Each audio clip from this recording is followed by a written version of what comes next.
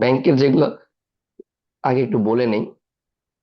এখন যে জিনিসগুলো আলাপ করব, এটা একদম খুবই দুধভাত টাইপের আলাপ। উদ্দেশ্যটা হচ্ছে you understand the basic banking system. হ্যাঁ, মানে এখনই এমসিকিউ তে ফোকাস না করে আমরা থিওরিটিক্যালি জিনিসটা বোঝার চেষ্টা করব। ঠিক আছে, যে আসলে ওভারঅল ঘটনাটা কি হয় ব্যাংকিং সেক্টর বলি বাংলাদেশে, বা ব্যাংকিং সেক্টর জিনিসটা কি, খালি বাংলাদেশ না সারা দুনিয়ার জিনিসটা আসলে কি, বা ইকোনমিক্স যদি বলি ইকোনমিক্সে ব্যাংক আসলে কি কাজ করে। এটা অনেকটা একদম গল্পের মতো করে আলাপ করব। এখনই আবারও বলতেছি, এগুলোর থেকে এমসিকিউ অ্যান্সার করবে এই চিন্তা করো না। এমসিকিউ অ্যান্সার করার জন্য তোমার বই খাতা গাইড মাইড বহুত আছে, ঠিক আছে? ওগুলো তখন টানা মুখস্থ করা যাবে। আমার স্ক্রিন দেখা যাচ্ছে? জি ভাই। এটা কমপ্লিটলি মানে এখানে যা কিছু লেখা আছে এটা লিটারালি মানে আমার ভাষায় লেখা। ঠিক আছে, উদ্দেশ্যটা হচ্ছে ডিসকাস করা। মানে চ্যাপ্টার 1 ইন্ট্রোডাকশন টু ব্যাংকিং, এটা দেখা যাচ্ছে? জি ভাই। জি, দেখা যাচ্ছে। আচ্ছা, আমার মোটামুটি একটা প্ল্যান হচ্ছে এই জায়গায় এইভাবে করে আমি তোমাদের 18টা চ্যাপ্টার বা 17টা চ্যাপ্টার আলোচনা করবো। আমি টোটাল বাংলাদেশের ব্যাংকিং সেক্টরের বেসিক ইকোনমিক যেটা আছে এটাকে খুবই ছোট ছোট করে ধরো 18টা চ্যাপ্টার বা 17টা চ্যাপ্টারে ভাগ করে নিছি। তোমাদেরকে এখন থেকে অল্প অল্প করে আলাপ করবে। এটা তোমাদেরকে যতটা না ডেটা মুখস্থ করতে হেল্প করবে, তার চেয়ে অনেক বেশি হেল্প করবে যখন পরবর্তীতে গাইড টাইড থেকে মুখস্থ করবা, তখন জিনিসটা তোমার বোঝা থাকবে, এটাতে হেল্প করবে। ঠিক আছে, আর একটা জিনিস হচ্ছে ভাই ভাই তুমি ক্লিয়ারলি বুঝিয়ে দিয়ে আসতে পারবে যে তুমি বাংলাদেশের ব্যাংকিং সেক্টর সম্পর্কে বুঝো, বা এক্সাক্ট এই সেক্টরটা সম্পর্কে তোমার একটা আইডিয়া আছে। ওকে, একদম সহজ কথাবার্তা। ঠিক আছে, এটা পরবর্তীতে লাগলে তোমাদেরকে দিয়েও দিব, বাট এখন আসলে আগেই মানে স্ক্রিনের চেয়েও চেষ্টা করো মনোযোগ দিয়ে আমার কথাগুলো শুনতে। Very simple, banking sector very simple thing. হ্যাঁ, আমাকে বলো ব্যাংক কি ধরনের প্রতিষ্ঠান? আর্থিক লাভ, প্রতিষ্ঠান। আর্থিক প্রতিষ্ঠান। রাইট, বেসিক্যালি ব্যবসা প্রতিষ্ঠান। ঠিক আছে, ব্যাংক কি নিয়ে ব্যবসা করে? টাকা নিয়ে। টাকা। টাকা নিয়ে, রাইট। তারপর ব্যাংকের প্রোডাক্ট কি? টাকা। টাকা। টাকা। লোন। আচ্ছা, এই পর্যন্ত তোমাদের প্রাথমিক কনসেপ্ট ঠিক আছে, আমরা এটাকে একটু এক্সটেন্ড করব। ঠিক আছে, যদিও ব্যাংকের প্রোডাক্ট আসলে টাকা না, ঠিক আছে, বাট ব্যাংক টাকা নিয়েই ডিল করে। আমরা এই কনসেপ্ট গুলো ক্লিয়ার করবো। ভাইবাতে জিজ্ঞেস করলো ব্যাংক কি, তুমি যখন তখন যেন জিনিসটা এক লাইনে অ্যান্সার দিতে পারো। অধিকাংশ ক্ষেত্রে আমাদের যেটা হয় আমরা জিনিসটা সম্পর্কে অনেক কিছু জানি বাট এটাকে ডিফাইন করতে পারতেছি না। ঠিক আছে, তখন সমস্যা। ঠিক আছে, তুমি ব্যাংকের প্রেমে পড়ে আছো, কেউ জিজ্ঞেস করলো ব্যাংকের কি ভালো লাগে, আর উত্তর দিতে পারতেছো না। ঠিক আছে, তো তখন ঝামেলা। তা আসলে ব্যাংক কি, আমি একদম খুব সিরিয়ালি আগাই। ব্যাংক হচ্ছে একটা ফাইন্যান্সিয়াল ইনস্টিটিউশন। ঠিক আছে, এটা কি করে, এটা মানুষের কাছ থেকে স্ক্রিন দেখা যায়।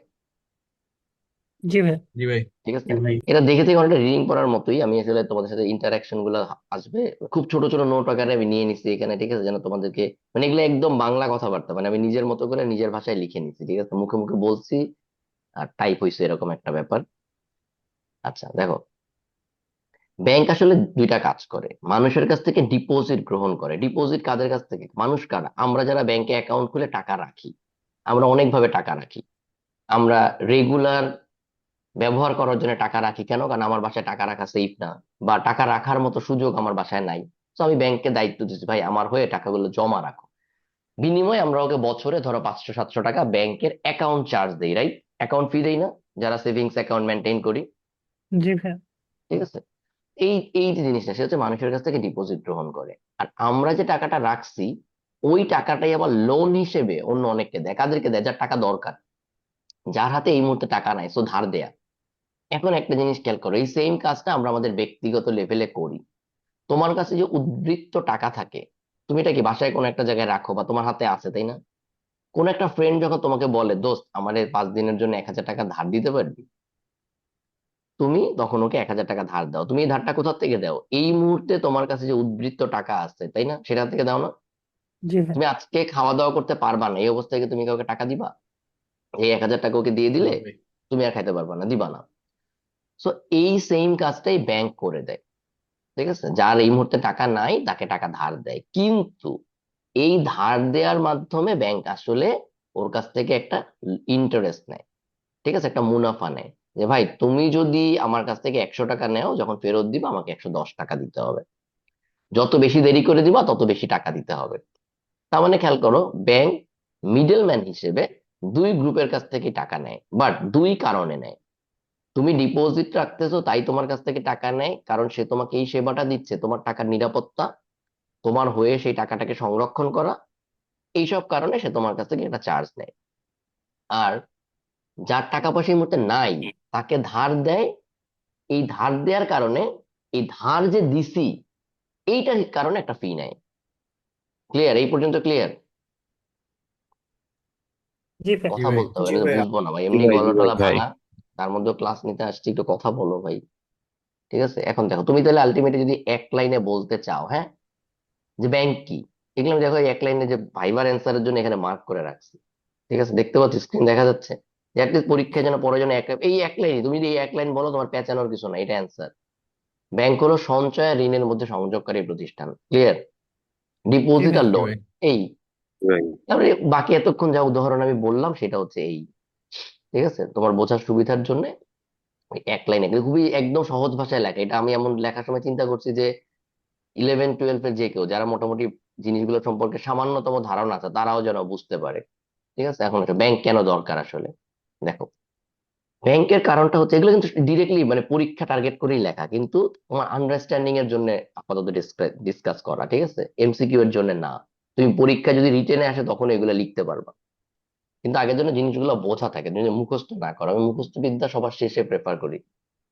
দেখো, অর্থনীতিতে আসলে সবাই সমান অবস্থায় থাকে না, মানে কি সবার অর্থনৈতিক অবস্থা সেম না, তাই না? যাদের অনেক বেশি ইনকাম তারা অনেকে টাকা জমায়। ঠিক আছে, আবার কেউ কেউ আছে ইনকাম করতে পারতেছেই না, তার আসলে টাকা দিন আনে দিন খাওয়া টাইপ অবস্থা।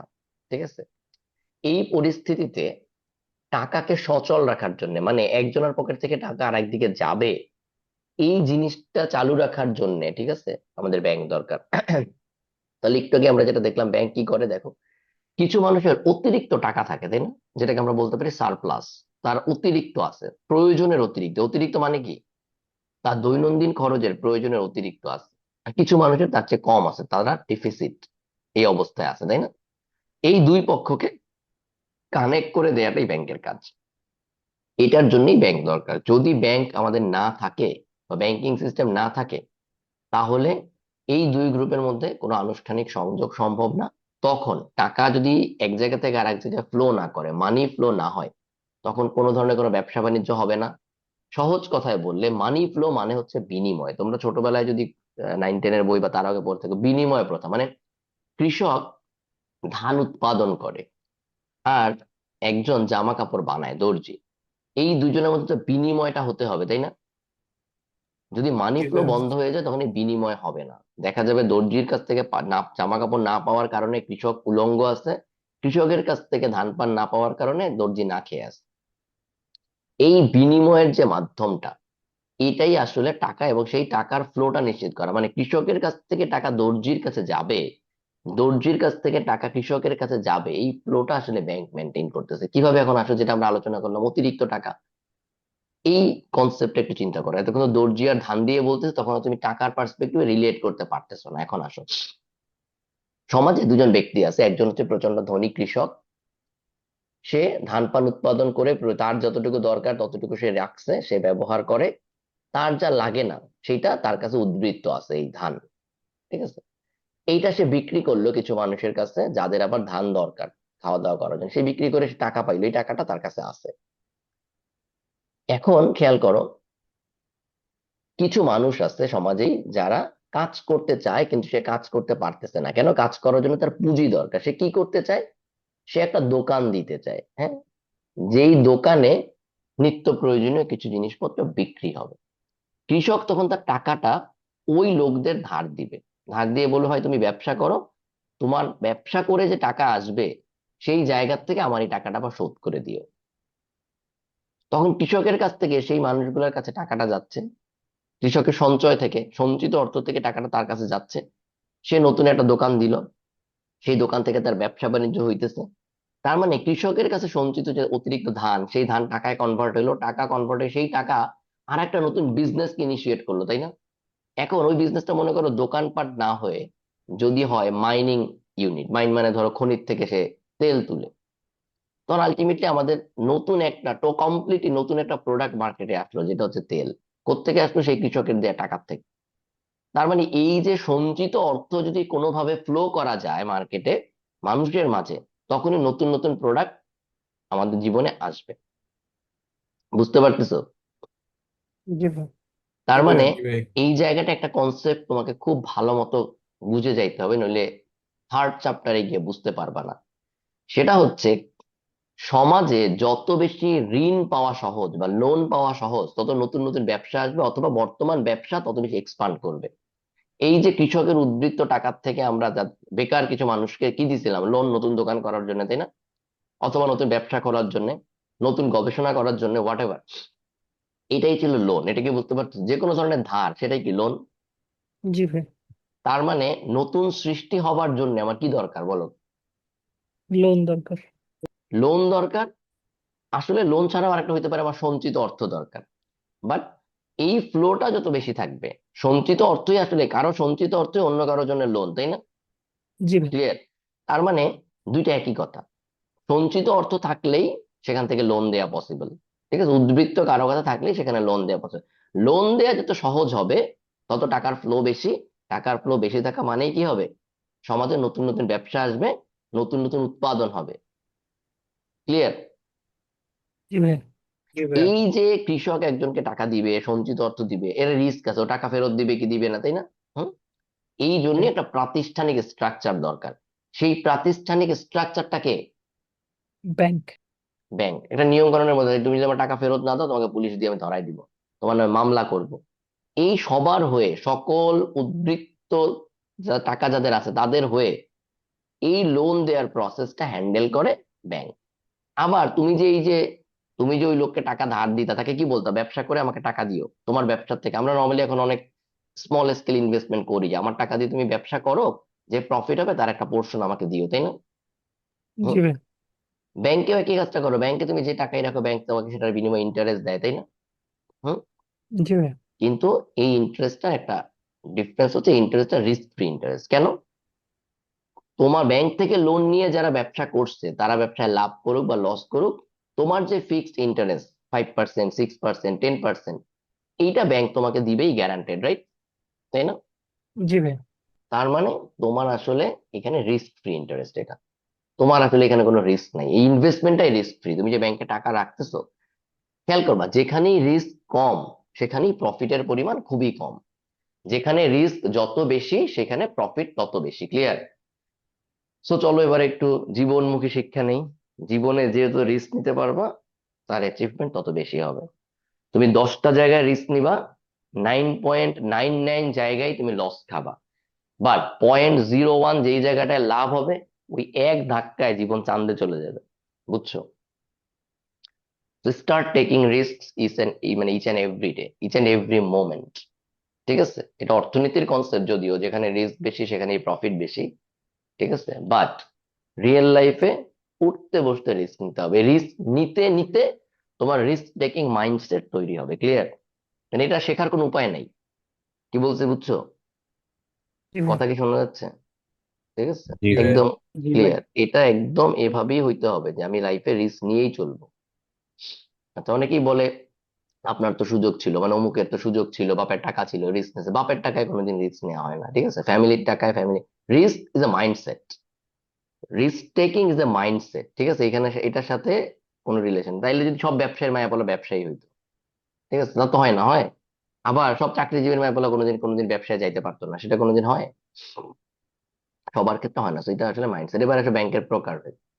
আচ্ছা, আবারও বলি ভাইয়া, পরীক্ষায় যদি কোশ্চেন আসে বাংলাদেশে ব্যাংক কয় প্রকার, এইখান থেকে 4 প্রকার, এভাবে লেখা যাবে না। We are not taking for MCQ exams. হ্যাঁ, মূলত এখানে আমরা যে ব্যাংকের প্রকার ক্ষেত্রে আলোচনা করছি, সেটা যে ব্যাংকগুলা কি কি কাজ করে সেই উদ্দেশ্যে। ঠিক আছে, এটা এমসিকিউ এর অ্যান্সার না। আচ্ছা, যদিও আমরা বাংলাদেশ ব্যাংক বা সেন্ট্রাল ব্যাংককে ব্যাংক বলি, বাট এটা আসলে ব্যাংক না। ঠিক আছে, আমার এই কথাটাও ভুল, অনেক হয়তো দ্বিমত করতে পারে। বাট আমরা এতক্ষণ পর্যন্ত যে ব্যাংক আলোচনা করলাম, সেই কনসেপ্টে, ঠিক আছে, এই যে আমরা উপরে যে আলোচনা করলাম যে ব্যাংক কি, ব্যাংক কেন দরকার হয়, এই পার্সপেক্টিভে দুনিয়ার কোনো দেশের সেন্ট্রাল ব্যাংক কোনো ব্যাংক না। এটাকে ব্যাংক বলা হচ্ছে আবেগে।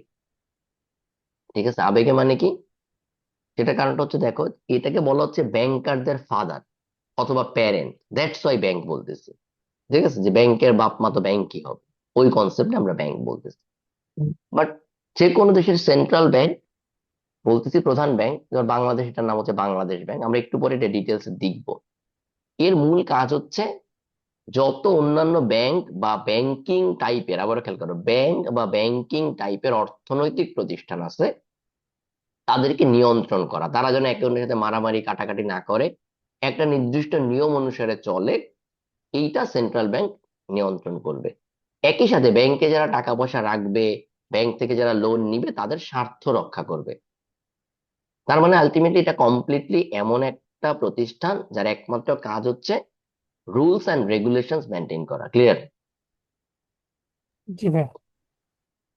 মানে আর কেউ কি ক্লাসে আসো নাকি একজনই আসো? আমি তোমাদের কথা শুনতে পাচ্ছি না। জি ভাই। জি ভাই। তাহলে একটু কথা বলতে হবে, ঠিক আছে? কথা বলতে হবে। আমি এই জিনিসগুলো যখন, এই বইটা যখন, মানে এটা বই বলতে যাই বলি, এটা যখন আমি মোটামুটি ইদানিং মানে অল্প অল্প সময় নিয়ে এটা লেখার চেষ্টা করতেছি যতটা এক্সটেন্ড করা যায়। প্রথমে এটা 4-5টা চ্যাপ্টার ছিল, পরে মনে হলো যে না, আসলে এই মুখস্থ বিদ্যা টাইপের জিনিস মার্কেটে বহুত আছে, কিনা কেউ পড়লেই পারে। সেখান থেকে চিন্তা করতে করতে আস্তে আস্তে একদম সহজ ভাষায় লেখার চিন্তা করলাম, যে একদম সিম্পল জিনিসগুলো যারা কিছুই বুঝে না তারাও যেন বুঝতে পারে। তো শওকত হোসেন মাসুম নামে প্রথম আলোর একজন রাইটার আছে, তিনি ঢাকা ভার্সিটির ইকোনমিক্স ডিপার্টমেন্টের স্টুডেন্ট ছিলেন, এই মুহূর্তে প্রথম আলোর একজন উপসম্পাদক, প্রথম আলো অনলাইনের হেড, ঠিক আছে, হেড অফ প্রথম আলো ডিজিটাল বা প্রথম আলো অনলাইন। তোমরা গুগলে সার্চ দিলেও পাবা। তো মাসুম ভাই হচ্ছে আমার দেখা বা আমার এখন পর্যন্ত পড়া সবচেয়ে সহজ ভাষার অর্থনীতির লেখক। উনি মোটামুটি মানে ইকোনমিক স্যাটায়ারও লিখে। তুমি প্রতিদিনই প্রথম আলোতে গেলে গুগলে সার্চ দিলে ওনার কিছু না কিছু লেখা পাবা। তোমরা যারা ইকোনমিক্স এর ব্যাপারে ইন্টারেস্টেড, আমার ইকোনমিক্স খুবই প্রিয় একটা সাবজেক্ট, তোমরা যারা এইসব ব্যাপারে ইন্টারেস্টেড তারা মাসুম ভাইয়ের লেখাগুলো পড়লে খুব সহজ ভাষায় জিনিসগুলো আছে রেগুলারলি বুঝতে পারবা।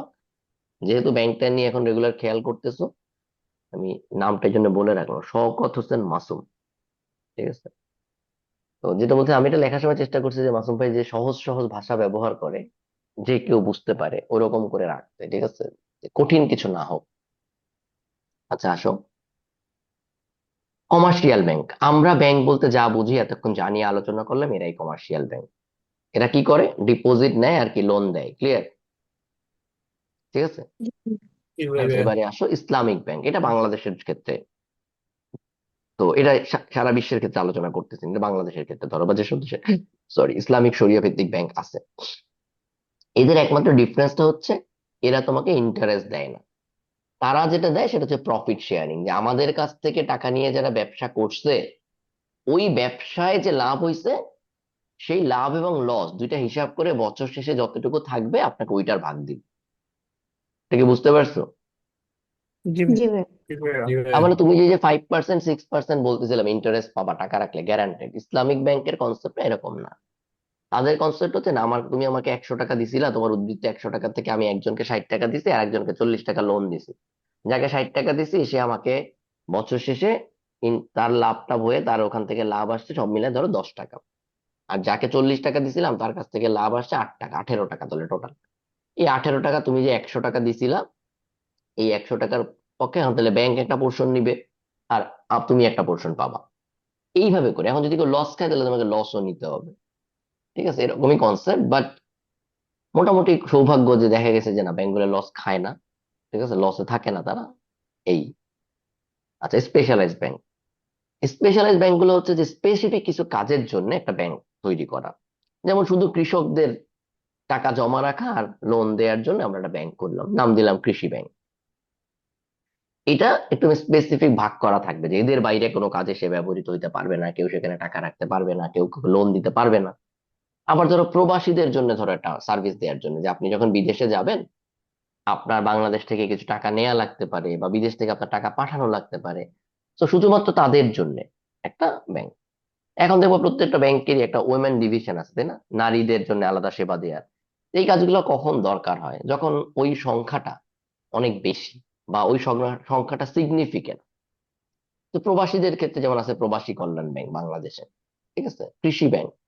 তো আমরা যখন মনে করি যে না, আমার এই জায়গাটা আলাদা একটা ডিপার্টমেন্ট, আলাদা একটা ব্যাংক থাকলে ভালো হবে, তখন সেটা স্পেশালাইজড হিসেবে খোলা হয়। এটা এলাকা ভিত্তিক হইতে পারে। ধরো বাংলাদেশের কোনো একটা এলাকা অনুন্নত অবস্থায় আছে, তাদের জন্য হয়তো আমরা আলাদা একটা ব্যাংক দিতে পারি, ঠিক আছে, যেমন দেখো রাকাব নামে একটা ব্যাংক আছে, বেসিক্যালি রাকাব তার শর্ট ফর্ম, রাজশাহী কৃষি উন্নয়ন ব্যাংক নাকি? রাকাবের ফুল মিনিং, ফুল ইয়ে কি বলো তো, ভুলে রাজশাহী গেলাম। কৃষি উন্নয়ন ব্যাংক। কৃষি উন্নয়ন ব্যাংক, রাইট। মানে রাকাব বলতে বলতে আমি ভুলেই গেছি যে এটার আসলে নাম কি, রাজশাহী কৃষি উন্নয়ন ব্যাংক। এটার অপারেশন দেখবা শুধুমাত্র ওই অঞ্চলে, ঠিক আছে, এরকম। ওকে, তাহলে পরীক্ষায় যা আসে সেন্ট্রাল ব্যাংক আর কমার্শিয়াল ব্যাংকের পার্থক্য আছে। তোমাকে যদি ভাইবা এক লাইনে জিজ্ঞেস করা হয়, কমার্শিয়াল ব্যাংক কি করে? জনগণের কাছ থেকে টাকা নেয়, জনগণকে লোন দেয়। এই টোটাল প্রক্রিয়াটা, যে রুলস এন্ড রেগুলেশন গুলা যে করে, সেই সেন্ট্রাল ব্যাংক, তাই কিনা? এটা ভাইবা বোর্ডে এক লাইন, এক লাইন বলতে পারলে নেক্সট স্টেপে যাবা, ঠিক আছে। যদি আমরা ব্যাংকের এক্স্যাক্টলি বাংলাদেশ ব্যাংকের ভাইবার জন্য যেতে যেতে আমাদের সেই 18 নম্বর চ্যাপ্টার পর্যন্ত যাইতে হবে।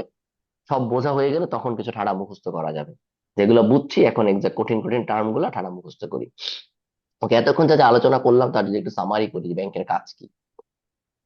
একসেপ্টিং ডিপোজিট, তাই না, মানুষের কাছ থেকে টাকা জমা নেওয়া। Providing loan, credit creation, this is new term, but আসলে এতক্ষণ যা বলছি অলরেডি তোমাদের এটা এক্সপ্লেইন করছি। খেয়াল করো, এই যে ব্যাংক লোন দেওয়ার মাধ্যমে নতুন অর্থ সৃষ্টি করে।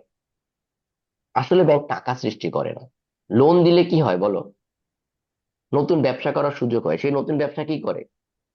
নতুন উৎপাদন করে, তাই না? নতুন উৎপাদন দিলে কি হয়? নতুন টাকার সৃষ্টি হচ্ছে, তাই কিনা? নতুন উৎপাদিত পণ্যের আর্থিক মূল্য আছে, তাই না? তাই তো, এটাই। তো জি। ব্যাংক আসলে লোন দেওয়ার মাধ্যমে, ক্রেডিট মানে এখন থেকে খেয়াল রাখবা, ক্রেডিট মানেই হচ্ছে তোমাকে কোনো টাকা দেয়া। ক্লিয়ার? যারা অ্যাকাউন্টিং অ্যাকাউন্টিং করছো সেগুলো ভুলে যাও। ক্রেডিট মানে আপাতত মাথায় রাখো, আমরা যখন ব্যাংকিং পার্সপেক্টিভে আলোচনা করতেছি, হ্যাঁ, এই যে ক্রেডিট ক্রিয়েশন বলতেছে তোমাকে আসলে কোনো টাকা দেয়া, ঠিক আছে, এটা এখন লোন ফরম্যাটে দিতেছি, হ্যাঁ। ওকে, লোন দেওয়ার মাধ্যমে আমরা নতুন অর্থ তৈরি করি। এখন দেখো, তুমি 100 টাকা ডিপোজিট করলে সেখান থেকে হয়তো মাল্টিপল লোন সে দিতে পারে। পেমেন্ট ফ্যাসিলিটেট করা, এটার উপরটা হচ্ছে যে আমরা যে টাকার লেনদেন করব সেই লেনদেনকে সহজ করা। এই যে ধরো কৃষক দর্জিকে টাকা দিবে, দর্জি আবার তাকে জামা কাপড় দিবে, এই প্রসেসটা সহজ করা, ঠিক আছে, এটা একটা কাজ। সেটাকে আমরা কি কিভাবে করি, চেক, তোমরা ডেবিট কার্ড ইউজ করি, অনলাইন ট্রান্সফার হইতে পারে। সো টাকা লেনদেনের নিত্য নতুন প্রক্রিয়া তৈরি করা, এটাও ব্যাংকের কাজ, ঠিক আছে। ক্লিয়ার? ক্লিয়ার ভাইয়া। এই লাইনটা খেয়াল করো, দিস ইজ ইম্পর্টেন্ট, যদিও এটা নিয়ে দ্বিমত হইতে পারে। এই জন্য বলছি এগুলো আমার ভাষায় লেখা, মুখস্থ করো না, বাট জিনিসগুলো বোঝো, আপাতত বোঝার জন্য বলতেছি। ব্যাংক কিন্তু টাকা ছাপায় না। টাকা ছাপায় কে? টাকা ছাপায় বাংলাদেশ ব্যাংক। এই জন্য শুরুতে বলছিলাম যে বাংলাদেশ ব্যাংক আসলে কোনো ব্যাংক না, ঠিক আছে। টাকা ছাপানোর এখতিয়ার কিন্তু ব্যাংকের নাই। ক্লিয়ার? ব্যাংক চাইলেই তোমাকে টাকা ছাপায় দিতে পারবে না, বাট ব্যাংক তোমাকে টাকা দিতে পারবে, লোন দিতে পারবে। ক্লিয়ার? হ্যাঁ, জি তুমি ব্যাংকে গিয়ে বললো আমার কিছু লোন লাগবে, ব্যাংক কিন্তু টাকা ছাপায় তোমার লোন দিবে না, তার কাছে থাকলেই একমাত্র দিতে পারে। ক্লিয়ার? জি ভাই। জি তো ভাইয়া ব্যাংক ক্লিয়ার। মানি প্রিন্ট করে না, বাট মানি ফ্লো ক্রিয়েট করে। লাইনটা প্রয়োজনে লিখেও রাখতে পারো। ব্যাংক মানি প্রিন্ট করে না, বাট মানি ফ্লো ক্রিয়েট করে, ঠিক আছে। ওকে, তাহলে কেউ যদি তোমাকে জিজ্ঞেস করে ব্যাংকের কাজ কি, এক লাইন, প্রথমত এক লাইন, ডিপোজিট নেয়া, লোন দেয়া, পাশাপাশি ক্রেডিট তৈরি করে বা লোন দেওয়ার মাধ্যমে ক্রেডিট তৈরি করে, আর পেমেন্ট প্রসেসকে সহজ করে। এই, বা আন্ত অর্থনৈতিক লেনদেন, টাকা পয়সার লেনদেনকে সহজ করে, মনিটারি ফ্লোকে সহজ করে। সবগুলা কথার মানে কিন্তু একই, বুঝতেছো? এই যতগুলা কথা বললাম, লেনদেন, monetary flow, what ever, important banking terms, এটা আমি লেখা শুরু করছিলাম, এটা বাদ দাও, এটা আমরা দেখতে দেখতে হয়ে যাবে। যেমন ডিপোজিট মানে তুমি জানো, এখন লোন মানে জানো, তাই না? তো বাকি জি টার্ম গুলা বাদ দাও। এই ট্রান্সলেশন আমি করি নাই, এটা চ্যাট জিপিটি করছে, এই জন্য আমার ভালো লাগে না। মানে আমি ওরে কতগুলা টার্ম দিয়ে বলছিলাম এটার বাংলা মিনিং লিখে দাও, ও যা লিখছে আমার পছন্দ হয় না, ঠিক আছে। আমি এটা জাস্ট রাখছিলাম, but এগুলো আমরা বিভিন্ন চ্যাপ্টারের সামনে আগাইতে আগাইতে শিখে যাবো। পরে আমি বাদ দিয়ে দিছি, এটা আপাতত দরকার নেই, পরে যাই। তার মানে আসলে আমরা এতক্ষণ যা যা শিখলাম, ব্যাংক একটা ফাইন্যান্সিয়াল ইন্টারমিডিয়েট, এটার মানে কি বলো? মানে মধ্যস্থ মধ্যস্থ মধ্যস্থতাকারী, হ্যাঁ, আর্থিক মধ্যস্থতাকারী। ঠিক আছে, আর্থিক মধ্যস্থতাকারী। এতক্ষণ যা বলছি এগুলাই, ব্যাংক অর্থনীতিতে সঞ্চয় ও বিনিয়োগের সংযোগ স্থাপন করে। এই যে একই কথা বহুবার বলতেছি বিভিন্ন ভাষায়, তাই তো। সো জি ব্যাংকিং সিস্টেম কি, ব্যাংক কি, ব্যাংকের কাজ কি, এই জিনিসগুলো ক্লিয়ার। ক্লিয়ার জি ভাইয়া। ভাই। জি ভাই। জি ভাই। তাহলে এখন 5 মিনিটের একটা ব্রেক। এতক্ষণ যা শিখছো এইটা সামারাইজ করে পয়েন্ট আকারে নিজের খাতায় একটু লিখে ফেলো। ওকে, তাহলে বুঝবো আসলে তুমি, সিম্পল, তুমি এবার অন্য কাউকে বুঝাবা ব্যাংক। ক্লিয়ার?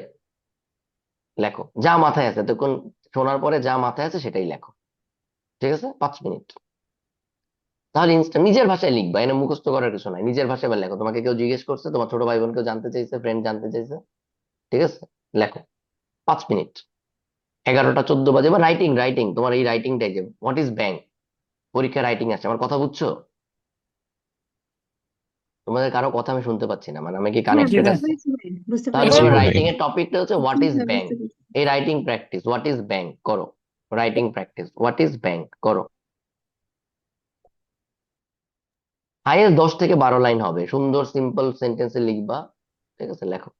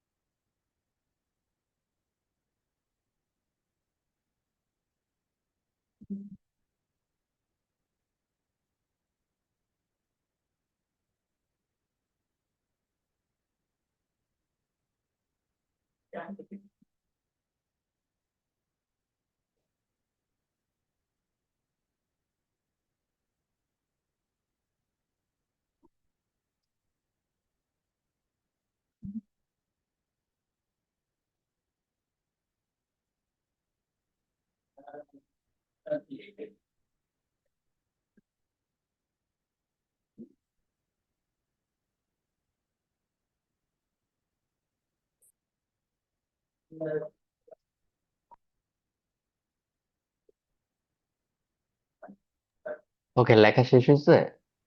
খুবই পাঁচ জি সাত দশ ভাই লাইন শেষ হয়েছে। লিখবা, হয়েছে? সবার হয়েছে? জি ভাই হয়েছে। ওকে, তাহলে চলো পরের পার্টটা শুরু করি। ঠিক আছে? ঠিক আছে। Okay, সবাই রেডি? সবাই একটু কথা বলো, তোমাদের কথাবার্তা হ্যাঁ শুনলে তো রেডি। অ্যাটলিস্ট জি ভালো লাগবে। আমরা রেডি ready। ভাই, আমরা সবাই জি রেডি। ভাই জি রেডি। ভাই রেডি। ওকে, ঠিক আছে, তাহলে এই চ্যাপ্টার হয়ে গেল, ব্যাংকের কাজ টাজ দেখতে গেলাম। এবার আসো বাংলাদেশের ব্যাংকিং স্ট্রাকচার কেমন। ঠিক আছে? সবাই ওকে। রেডি? সবাই একটু কথা বলো, নিজেরা একটু কথা না বলে বুঝতেছি না সবাই শুনতেছো কিনা। হ্যাঁ রেডি আছি। জি ভাই ভাই রেডি। রেডি। হুম। Okay, তাহলে আসো, বাংলাদেশে আসলে ব্যাংকিং স্ট্রাকচারটা কেমন। এই যে এতক্ষণ ধরে আমরা জানলাম যে নিয়ম কানুনের মধ্য দিয়ে চলতে হয়, তো বাংলাদেশে আসলে কেমন কি নিয়ম কানুন আছে, আমরা অনেক ব্যাংকের নাম ধাম জানি, ওভারঅল হায়ারার্কিটা কেমন। বাংলাদেশের এন্টায়ার ব্যাংকিং সিস্টেমে সবার উপরে কে আছে বলো? মানে বাবা মা যদি চিন্তা করো, কাকে বাংলাদেশ দিয়ে এই ব্যাংক। বংশ Bangladesh Bangladesh bank. Bank. Bangladesh Bangladesh bank. Bank. ঠিক আছে? যদিও আমরা জানি বাংলাদেশ ব্যাংক কোনো ব্যাংক না, সে পদাধিকার বলে তাকে আমরা ব্যাংকের বাবা মা বলতেছি। ঠিক আছে? সো টোটাল প্রসেস হায়ারার্কির একদম উপরে থাকবে বাংলাদেশ ব্যাংক। বাংলাদেশ ব্যাংকের বিভিন্ন ধরনের বাচ্চা কাচ্চা আছে, সেটা একটু দেখি। এই লেখাটা ভুল, আমি লেখার সময় কয়েকবার ভাবছিলাম এভাবে করে আসলে লিখবো কিনা। বাংলাদেশে ব্যাংকিং ব্যবস্থা প্রধানত দুই ধরনের: শিডিউল্ড ব্যাংক, নন শিডিউল্ড ব্যাংক। এবার তোমাদেরকে একটা হোমওয়ার্ক দিয়ে দিচ্ছি, হোমওয়ার্কটা করতে গেলেই বুঝতে পারবা কেন আমি বলতেছি লেখাটা ভুল। এটা আসলে আমি আসলে অর্থনীতিবিদ না, তো এই জন্য কনফিডেন্টলি এটা অ্যাভয়েড করতে পারি নাই। আরো বিস্তর অর্থনীতিবিদ হইলে বা আরো বিস্তর জ্ঞান থাকলে হয়তো এটা নিয়ে কনফিডেন্টলি এভাবে করে লিখতাম না, বই পুস্তকের বাইরে পুরোপুরি যাইতে পারিনি। অ্যাসাইনমেন্টটা লেখো, বাংলাদেশে কি কি নন শিডিউলড ব্যাংক আছে, তাদের নাম কি এবং কাজ কি? বাংলাদেশে কি কি নন শিডিউল ব্যাংক আছে, তাদের নাম এবং কাজ কি? এই অ্যাসাইনমেন্টটা লেখো। কিভাবে তুমি করবা? তোমার একমাত্র সোর্স হচ্ছে গুগল এবং এই জিপিটি, এআই, চ্যাট জিপিটি মেলা। আসো, শিডিউল ব্যাংক আর এতক্ষণ পর্যন্ত যা আলোচনা করছি এরাই সব শিডিউল ব্যাংক। শিডিউল ব্যাংক হলো সেই ব্যাংক যেগুলো বাংলাদেশ ব্যাংকের অধীনে নিবন্ধিত এবং সব নিয়ম কানুন তাকে মেনে চলতে হয়। আমরা যত বড় বড় ব্যাংকের নাম জানি এরা সবাই শিডিউল ব্যাংক। তাহলে একটা কথা বলো, এই যে বলছি এরা সবাই বাংলাদেশ ব্যাংকের অধীনে নিবন্ধিত এবং সব নিয়ম কানুন সব নিয়ম মেনে চলে, তার মানে বাংলাদেশ ব্যাংক যে নিয়ম কানুন বানায় কাদের জন্য বানায়? ব্যাংকগুলোর জন্য। হয় নাই? তাহলে তো আমি কথা আমি বলতামই না। খেয়াল করো, শিডিউল শিডিউল ব্যাংকের ব্যাংক, জন্য। এক্স্যাক্টলি রাইট, শিডিউল ব্যাংকের জন্য। শিডিউল ব্যাংক হলো সেই ব্যাংক যেগুলো বাংলাদেশ ব্যাংকের অধীনে নিবন্ধিত এবং তাদের সব নিয়ম কানুন মেনে চলে। তার মানে বাংলাদেশ ব্যাংক আসলে যে নিয়ম কানুন বানায় তারা শিডিউল ব্যাংকের জন্য। তো আমি এখানে তোমাকে যেভাবে করে বলবো সেটা হচ্ছে, বাংলাদেশ ব্যাংক যত নিয়ম কানুন বানায় অলমোস্ট 80 বা 90% নিয়ম কানুন শিডিউল ব্যাংকের জন্য। এর বাইরে যেসব নিয়ম কানুন আছে সেগুলো খুব সামান্য, সেগুলো অন্যান্য প্রতিষ্ঠান আছে, আজ সামনে আসবে আমাদের আস্তে আস্তে করে। তো আমরা আসলে এই আলোচনাগুলোর যত সামনে যাব তত আমাদের তথ্যের গ্রহণযোগ্যতা বাড়বে, বই পুস্তকের সাথে কথাবার্তা মিলবে এবং তোমাদের কনসেপ্ট তত ক্লিয়ার হবে। প্রথম দিকে হয়তো অনেক কিছু একটু খুব সাধারণ কথাবার্তায় রেখে যাব, যেগুলো পরবর্তীতে মনে হইতে পারে যেভাবে করে বললে এটা ভুল হবে। এরকম যেমন বললাম, বাংলাদেশ ব্যাংক কোনো ব্যাংক না, বাট আস্তে আস্তে আগেলে তুমি নিজেই বুঝতে পারবা। যেমন আজকে যেটা ক্লিয়ার হইলো যে না, বাংলাদেশ ব্যাংকে ব্যাংক বলি অনলি বিকজ সে ব্যাংকগুলোর প্যারেন্ট। আচ্ছা, এবার আসো নন শিডিউল ব্যাংক তাহলে কারা? নন শিডিউল ব্যাংক হলো সেই প্রতিষ্ঠানগুলো যেগুলো সম্পূর্ণভাবে বাংলাদেশ ব্যাংকের নিয়ন্ত্রণে না। তার মানে কি, বাংলাদেশ ব্যাংক ছাড়াও অন্যান্য আরো কিছু প্রতিষ্ঠান আছে যারা এদেরকে নিয়ন্ত্রণ করে। ক্লিয়ার? বুঝতে জি পারছো? ভাই। এবং এরা সীমিত পরিসরে কাজ করে, সাধারণত ছোট এবং সীমিত পরিসরে কাজ করে। ঠিক আছে, বাংলাদেশ ব্যাংকের সম্পূর্ণ নিয়ন্ত্রণে না। তার মানে কিছুটা বাংলাদেশ ব্যাংকের নিয়ন্ত্রণে, বাকি নিয়ন্ত্রণ কারা করে? কেউ না কেউ করে, রাইট? এখনো জানি না। ক্লিয়ার? জি ভাই। আচ্ছা, তাহলে জি ভাই। কেউ না কেউ করে বলতে এই কেউ না কেউটা ডিপেন্ড করে সে যে কাজ করে তার উপরে। ক্লিয়ার? জি জি ভাই। ভাই। বুঝতে পারছো? আচ্ছা, একটা উদাহরণ বলবো যেটা যথাযথ না, শুধু বোঝানোর জন্য বলবো। ধরো বাংলাদেশে একটা নন শিডিউল ব্যাংক হলো, এর নাম হলো মনে করো সমাজ সেবা ব্যাংক। তার অর্থনৈতিক যেই সম্পর্কটুকু আছে এটুক নিয়ন্ত্রণ করবে বাংলাদেশ ব্যাংক, কিন্তু এই সমাজ সেবা সংক্রান্ত যেসব কার্যক্রম আছে এগুলো নিয়ন্ত্রণ করবে সমাজ সেবা মন্ত্রণালয়। বুঝতে পারছো? ক্লিয়ার? জি ভাই। জি। জি ভাই। তার মানে সে নিয়ন্ত্রিত হবে সমাজ সেবা আইন দ্বারা, কিন্তু তার যে টাকা পয়সা লেনদেন সংক্রান্ত কার্যক্রম এইটার জন্য বাংলাদেশ ব্যাংকের একটা গাইডলাইন থাকবে, এইটা তাকে মানতে হবে। ঠিক আছে? ওকে, আসো। জি ভাই। তবে একজনের দুই বাপ থাকলে নানা রকম সমস্যা হইতে পারে। বাংলাদেশের অর্থনৈতিক ইতিহাসে এই ধরনের একদম অতি সম্প্রতি যে সমস্যা সেটার নাম হচ্ছে নগদ। নগদ বুঝতে পারছো? কোন নগদ? Mobile finance. নগদ যেইভাবে করে আসছিল সেটা হচ্ছে বাংলাদেশ পোস্ট অফিসের কিছু টাকা পয়সা লেনদেনের নিয়ম কানুন আছে, যেটা বাংলাদেশ পোস্টাল আইন, মানে পোস্টাল ল, এইটার অধীনে পরিচালিত হয়। যেমন ধরো মানি অর্ডার বলে, একজন মানুষ আরেকজনকে টাকা পাঠাবে, এটা পোস্ট অফিসের মাধ্যমে পাঠানো যাইতো, মানে যায় এখনো। এটার জন্য ব্যাংকের বিস্তর নিয়ম কানুন ফলো করা লাগে না, ব্যাংক অ্যাকাউন্ট থাকা লাগে না। এটা একদম অতি প্রাচীন কালে যেমন ছিল, তুমি কোনো একটা পোস্ট অফিসে যাবা, কিছু টাকা জমা দিবা, জমা দিলে একজন, ধরো আমরা কি বলি তাদেরকে, পিয়ন, যারা বিভিন্ন জায়গায় আগে এরকম চিঠি নিয়ে যাইতো, বিলি করতো, হ্যাঁ, তারা এরকম টাকা নিয়ে বাড়িতে যাইতো যে আপনার জন্য অমুকে টাকা পাঠাইছে। এটাই সেই মানি অর্ডার। এটারই ডিজিটাল ভার্সন আস্তে আস্তে এক পর্যায়ে যেটা হলো নগদ। এখন কনফ্লিক্টটা লাগলো কখন? যখন দেখা গেল বিকাশ বা অন্য যারা আছে এরা বাংলাদেশ ব্যাংকের অধীনে নিবন্ধিত, কিন্তু নগদ বাংলাদেশ ব্যাংকের অধীনে নিবন্ধিত না। না হওয়ার কারণে সে কম্পিট করে মার্কেটে বিকাশের সাথে, রকেটের সাথে, কিন্তু চলে নিজের ইচ্ছা মতো বাংলাদেশ পোস্ট অফিসের নিয়ম অনুসারে। তখন মার্কেটে আলটিমেটলি একটা ঝামেলা লেগে গেল।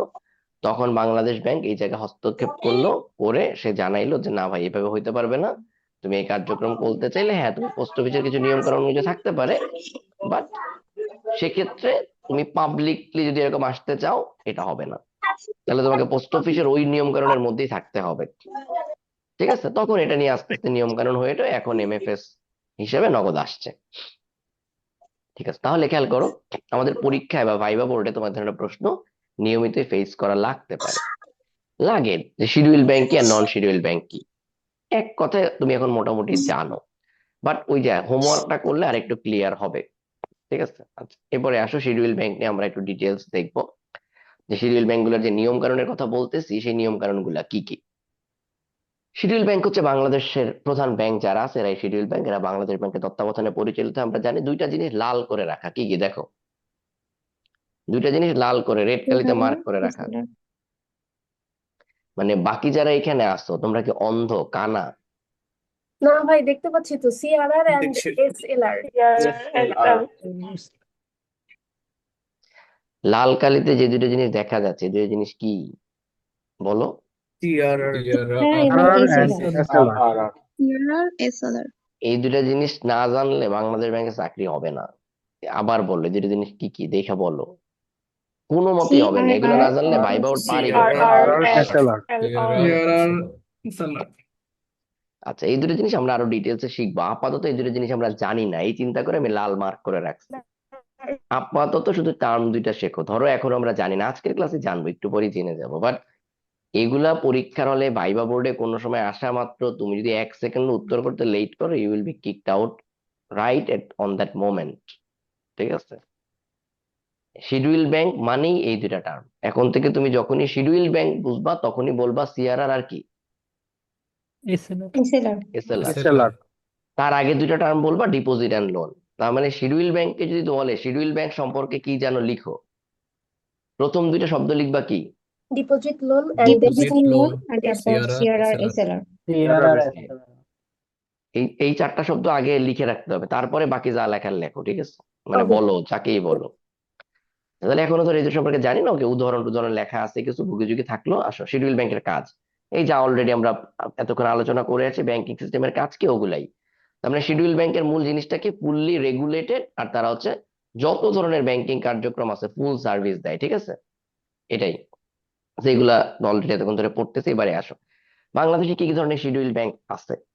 এইটা বেসিক্যালি আমি ভাগ করছি ওনারশিপের ভিত্তিতে, যে বাংলাদেশে যে শিডিউল ব্যাংক গুলো আছে স্টেট ওন কমার্শিয়াল ব্যাংক বা স্টেট ওন শিডিউল ব্যাংক যাই বলো, বাণিজ্যিক ব্যাংক। ঠিক আছে, সরকারি ব্যাংক আছে যেমন সোনালী ব্যাংক, এরা গভর্নমেন্ট ওন্ড। ঠিক আছে, যদিও এখন এক্স্যাক্টলি আর সরকারি ব্যাংক এদেরকে বলে না। ঠিক আছে, এরা সবাই পাবলিক লিমিটেড হয়ে গেছে, মালিকানাটা সরকারি। ঠিক আছে, তাই এই জন্য বলছি যে এইখানে যা যা আমরা পড়বো শুরুর থেকে সবকিছুকে সঠিক চিন্তা করার দরকার নেই, আগে বুঝি ঘটনাটা কি। ঠিক আছে, তো এখনো তুমি সোনালী ব্যাংকে চাকরি করতে চাও কেন, কারণ সরকারি ব্যাংক, এই তো। কিন্তু সরকারি শব্দের যে মানে ওই হিসেবে আবার এটা সঠিক না, কি বলছি বুঝতে পারছো? ঠিক আছে, সোনালী রূপালী আগে যারা ছিল এরা সবাই এখন পাবলিক লিমিটেড কোম্পানি হয়ে গেছে। ঠিক আছে, ওকে এবারে আসো প্রাইভেট কমার্শিয়াল ব্যাংক, এগুলো সম্পর্কে তোমরা অলরেডি জানো। ইসলামিক ব্যাংক আলোচনা করছি, সুদ সারা ব্যাংক, ফরেন ব্যাংক যেগুলো বিদেশি মালিকানাধীন ব্যাংক, যেমন স্ট্যান্ডার্ড চার্টার্ড ব্যাংক। ঠিক আছে, ক্লিয়ার?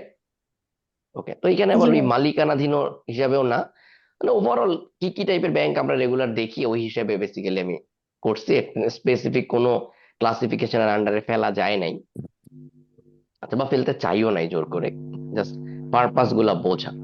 যেমন তোমাকে যদি কেউ বলে জাস্ট ইসলামী ব্যাংক কি, ইসলামী ব্যাংক কি ধরনের ব্যাংক, প্রথম কথা হচ্ছে এটা একটা শিডিউল ব্যাংক, রাইট? তাই কিনা? জি ম্যাম জি ভাই। এরপর এটা একটা ইসলামী শরিয়া ভিত্তিক ব্যাংক, দেন আলোচনায় আসবে তাহলে অন্যান্য শিডিউল ব্যাংকের সাথে এর পার্থক্য কি, বলো কি পার্থক্য, এক লাইনে বলবো, এতক্ষণ যে আলোচনা করছে এর বেশি নিজের ভাষায় এক লাইনে বলবো, বলো। কারণ এটা সুদ নেয় না, সুদ ছাড়া দেয়। নেয় নেয় না, না না না অর্ধেক দেয় কথা, না অর্ধেক কথা কেন বলো, অর্ধেক কোনো কথা কেন প্রফিট নাই, প্রফিট নেয় না, শেয়ারিং। নেয় না, না নেয় না দেয় না এমনি বলবা, দুইটাই নেয় দেয় দুইটাই তো। এরা সুদ নেয় নেয়া দেয়া করে না, এরা প্রফিট শেয়ারিং ভিত্তিতে ব্যাংকিং করে, এই অর্ধেক কথাবার্তা বলতে। আচ্ছা, এবারে আসো নন শিডিউল ব্যাংক।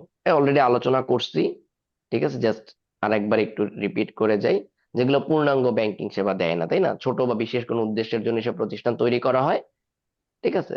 ডিপোজিট, সব ধরনের ডিপোজিট নেয় না, বিশেষ ধরনের ডিপোজিট নেয়, ঠিক আছে। এইসব পড়তে গেলে তোমার আবার মনে হতে পারে কৃষি ব্যাংক কি নন শিডিউল ব্যাংক, তাইলে এই জন্য হোমওয়ার্কটা দিছি, ঠিক আছে। আরেকটা জিনিস এই যেটা বলতে গেছিলাম, এটা আমি মিস করছি এখানে লেখায়, সরি, এটা লেখা উচিত ছিল। এই শিডিউল না লিখছি, সরি, মিস করি না, পয়েন্ট আকারে লিখলে ভালো হতো।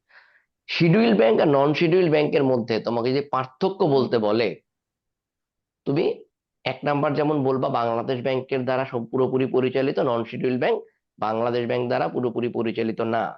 এর পরের যে কথাটাই লিখতে হবে সেটা হচ্ছে শিডিউল ব্যাংকে মাস্ট সিআরআর এসএলআর মেনটেন করতে হয়, ঠিক আছে, বাট নন শিডিউল ব্যাংকে এটা মেনটেন করতে হয় না। ক্লিয়ার? জি জি ভাইয়া। এখানে বাও হবে না, সিআরআর এবং হবে, এটা টাইপ মানে ভুল করছি, ধরো সিআরআর এবং এসএলআর মেনটেন করতে হয় না। এই দুইটা লাইন বলতে পারলে এই টপিকে ভাইবা শেষ তোমার, ঠিক আছে, জানবে তুমি, টু দ্য পয়েন্ট জানো। এরপরে আসবে সিআরআর কি বলেন, এসএলআর কি বলেন। বাংলাদেশে ব্যাংকের যে কোনো বই পড়তে গেলে নীলক্ষেত থেকে যাই কিনা এটা আছে, এটার আমি আলোচনা করতেছি না, ঠিক আছে, যে শিডিউল ব্যাংক নন শিডিউল ব্যাংকের পার্থক্য, ঠিক আছে। আচ্ছা, এবারে আসো বাংলাদেশ ব্যাংক কি জিনিস। আমরা কিন্তু একটা টপিক এখানে বাদ রেখে গেছি, সেটা কি বলো, যেটা বলতেছি জানবো কিন্তু এখন জানি না কি। সিআরআর এবং এসএলআর আছে। সিআরআর রাইট, এসএলআর সিআরআর এবং SLR, এসএলআর, জি। ঠিক আছে, গুড। তাহলে আসো বাংলাদেশ ব্যাংক কি কি করে। যদি প্রশ্ন করে বাংলাদেশ ব্যাংক কি কি করে, ভাইবা বোর্ড পরীক্ষা দুইটা লাইন লিখবা খালি। বাংলাদেশ ব্যাংক হচ্ছে সকল ব্যাংকের নিয়ন্ত্রক সংস্থা এবং বাংলাদেশের মনিটারি পলিসি তৈরি করে বাংলাদেশ ব্যাংক। ক্লিয়ার ভাইয়া? ক্লিয়ার। দুইটাই লাইন। সব ব্যাংককে নিয়ন্ত্রণ করে বাংলাদেশ ব্যাংক এবং বাংলাদেশের মনিটারি পলিসি তৈরি করে বাংলাদেশ ব্যাংক। আমরা সামনে যখন আগাবো আর অনেক দিন পরে গিয়ে আর একটা পলিসি পড়বো, ফিসকাল পলিসি, ঠিক আছে। তো দুইটা খুবই ইম্পর্টেন্ট টপিক ব্যাংকের জন্য, বা তোমরা যারা অন্যান্য পরীক্ষাগুলো দিবা তাদের জন্যও। আপাতত আমরা মনিটারি পলিসিতে থাকি, যখন ফিসকাল পলিসি পড়বো তখন এটাকে একটু আলাদা করে নিব, যে difference between monetary policy and fiscal policy, ঠিক আছে। আচ্ছা, ভাই এটা কি মুদ্রানীতি, মানে মনিটারি পলিসিটাকে কি রাইট মুদ্রানীতি রাইট, বলা হয়? এটাই মুদ্রানীতি বলা হয়, রাইট, ঠিক আছে, মনিটারি পলিসিটাই মুদ্রানীতি। আচ্ছা, জি। তাহলে বাংলাদেশ ব্যাংকের অন্যতম কাজ হচ্ছে মনিটারি পলিসি প্রণয়ন করা, ঠিক আছে। সে ব্যাংকগুলোকে নিয়ন্ত্রণ ও তদারকি করে, হ্যাঁ। এখন বাকি যা বলতেছে এইটা এগুলার আন্ডারে হয়ে গেছে। 3 নাম্বার, সংকটে ব্যাংকে লোন প্রদান করে, এইটাই নিয়ন্ত্রণ আর তদারকির মধ্যেই পড়ছে, বুঝছো, ঠিক জি। আছে। দেশের মুদ্রা ইস্যু করা, যে টাকা ছাপায় একমাত্র বাংলাদেশ ব্যাংক, এইটাই মনিটারি পলিসির আন্ডারেই পড়ছে আসলে।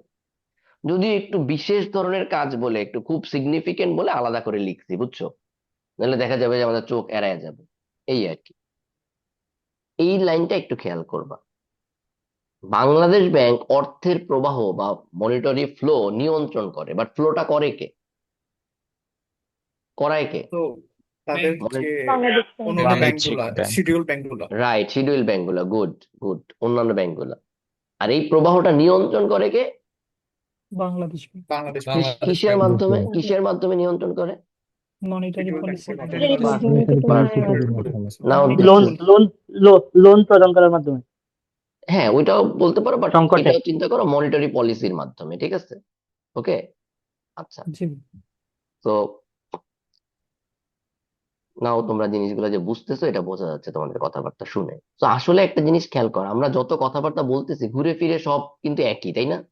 মনিটারি পলিসির আন্ডারই আছে যে আমি লোন দিব, ব্যাংক সংকটে পড়লে আমি তাকে লোন দিব, মানে বাংলাদেশ ব্যাংক ব্যাংক গুলাকে লোন দিবে, ঠিক আছে।